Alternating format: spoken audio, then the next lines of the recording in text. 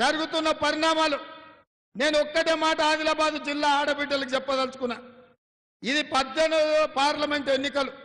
17 సార్లు ఇక్కడ ఎన్నికలు జరిగితే ఏ ఒక్కసారి ఏ పార్టీ ఆదిలాబాద్ పార్లమెంటు ఆడబిడ్డలకు టికెట్ ఇవ్వలే.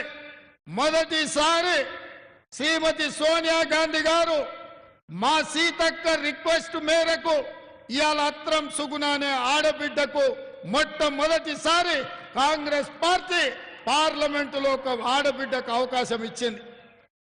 మరి ఇక్కడ వేలాది మంది మా ఆడబిడ్డలు వచ్చిండ్రు అత్రం సుగుణను ఆశీర్వదించడానికి. మీరు ఆలోచన చేయండి.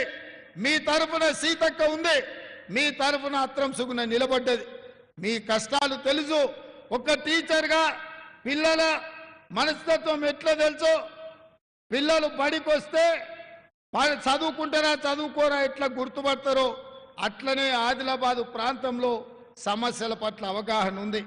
ఈ సమస్యల్ని పరిష్కరించాలని కొట్లాడింది.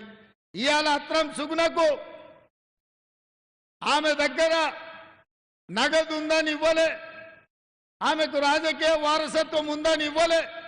కేవలం చదువుకున్న ఆడబిడ్డ, ఆదిలాబాదు సమస్యల పట్ల అవగాహన ఉన్నది, మీ సమస్యల పట్ల కొట్లాడే తెగింపు పోరాటం ఉన్నది, మీ సమస్యల్ని పరిష్కరించే సత్తా ఉన్నది. ఇవాళ మీ తరఫున కొట్లాడడానికే అత్రం సుగుణను ఈరోజు కాంగ్రెస్ పార్టీ అభ్యర్థిగా ఇక్కడ నియమించడం జరిగింది.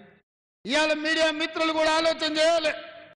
కాంగ్రెస్ పార్టీ ఒక సామాన్య ప్రభుత్వ ఉద్యోగం చేసుకునే టీచర్కు ఈరోజు కాంగ్రెస్ పార్టీ టికెట్ ఇచ్చింది. ఆనాడు ఖానాపూర్ నుంచి వెడమ బొజ్జుకు టికెట్ ఇచ్చినాం. ఒక ఇందిరమ్మ ఇంట్లో ఉండే యువకుడికి ఈ ప్రాంత ప్రజలకు సేవలు అందిస్తాడని టికెట్ ఇచ్చినాం. మీరు పెద్ద మనసుతోని వెడమ బొజ్జును ఎమ్మెల్యేగా గెలిపించారు. అందుకే ఇవాళ 24 గంటలు మీకు అందుబాటులో ఉండి ఈ ఆదిలాబాద్ ఆదివాసీల పట్ల, గిరిజనేతరుల పట్ల, వాళ్ళ సమస్యల పరిష్కారం పట్ల కొట్లాడుతున్నాడు. అట్లనే ఇవాళ అత్రం సుగుణను కూడా గెలిపించండి. రోజుకు 18 గంటలు మీకోసం కొట్లాడుతుంది. మీ సమస్యల పరిష్కారం కోసం